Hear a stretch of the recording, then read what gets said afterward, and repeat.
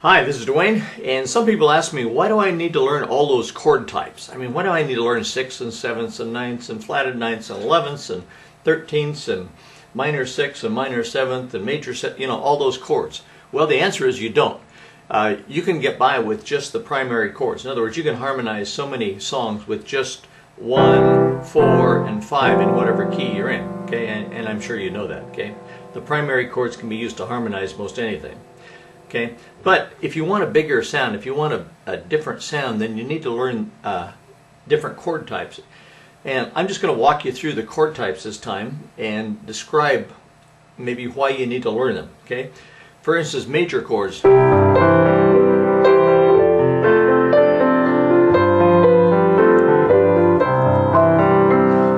the meat and potatoes of music. Okay, you really can't get by without knowing major chords. They probably make up maybe 80%, 75-80% of all the chords you'll ever run into. And minor chords, and of course let me just play.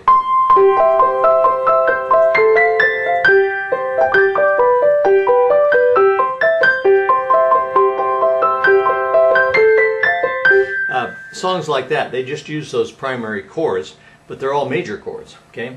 Now minor chords are used to create a more somber sound. But even in a major key, you're only going to use the minor chords in a very small percentage of the time, maybe 15% of the time. Once you get past the primary chords of 1, 4, and 5, then the secondary chords are minor, but they don't occur near as much as the major chords. Okay, but then there's about maybe probably about 15% of all songs written are in minor keys. Songs written in minor keys have mostly minor chords. It's not that they can't use major chords, and they do, but they're basically they're in a minor key.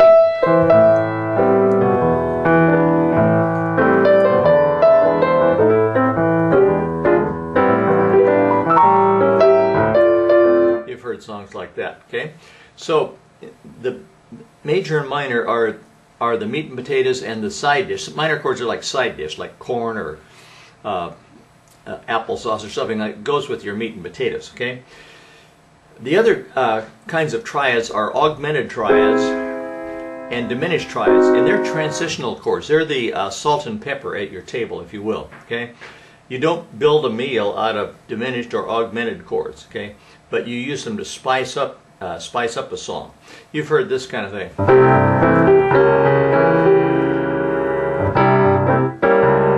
That's a diminished chord, and it's used transition. It's going from a major chord through a diminished chord to a minor chord. You've heard this.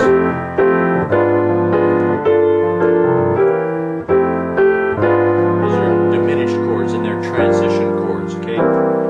Or they can be used by themselves to create a spooky sound. A lot of movies,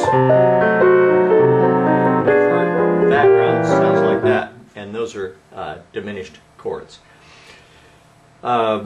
Augmented chords are a little bit spooky too, but they're kind of a wide open kind of sound. They're based on the whole tone scale. Maybe if you see a movie about ghosts, you might hear the whole tone scale. And so augmented chords are transition chords too. You might hear this. You've heard that sort of thing a lot. Okay. Then you get into color tones. The color tone is where you add one more note to the triad. Like I can add a 6, and 6 creates a bright sound. Okay, if you put in a 6 in a major chord, it creates a bright sound. Listen.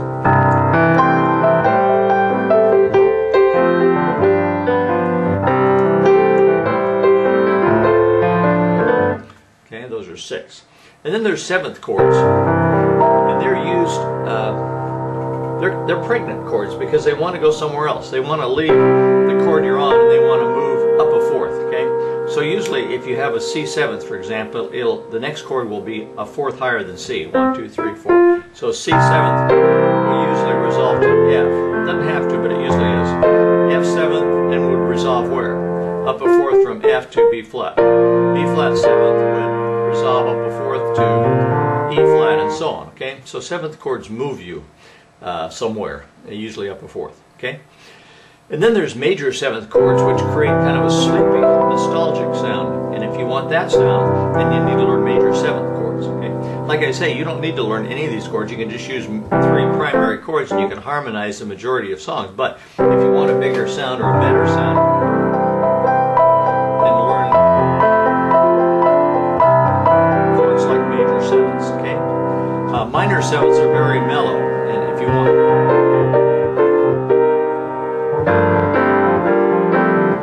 sound like that, that's a minor seventh chord. Actually, I was putting in ninth chord, so I apologize for that. That's a minor seventh chord. Okay, so they have very mellow. So if you want to improvise using minor seventh, it's a very mellow kind of chord. Okay, and then there's ninth chords. There's major ninth chords like this.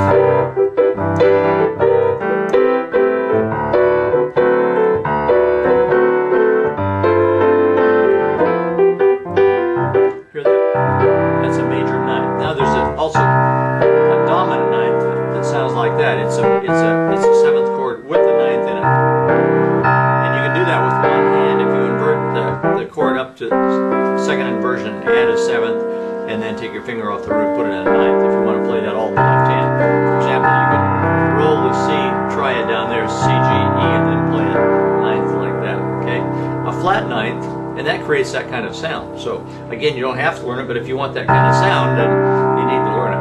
If you like a flat ninth, and I do,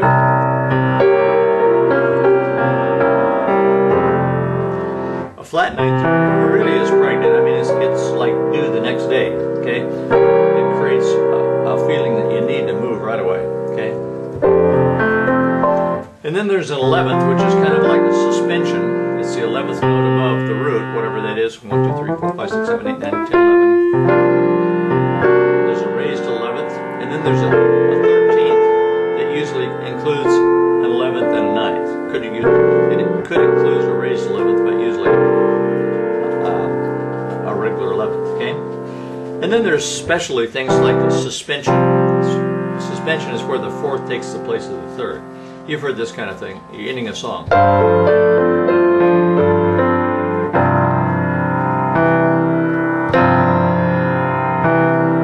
It's almost like an amen cadence, but the fourth takes the places of the third. Okay. And then there's slash chords. A slash chord is a chord symbol where, like if you had C7 slash G, it would mean you play the C7th chord, but don't make C the bottom note, make G the bottom note. Okay. And you see slash chords all the time. You can have C7 slash B flat. So B flat's your lowest note, but your chord is C7. And obviously, as you've seen, you can play chords in both hands. You don't have to play them just in one hand. And so it would be worth your while to learn all the chords, and it doesn't take that long really to get a handle on all the basic chord types. Okay, so that's the reason why you should learn various kinds of chords. Like I say, you don't have to. If you're happy just playing three major chords, 1, 4, and 5, more power to you, that's fine. But if you want those other sounds, then you need to learn those other chords. So thanks for being again soon. Bye-bye for now.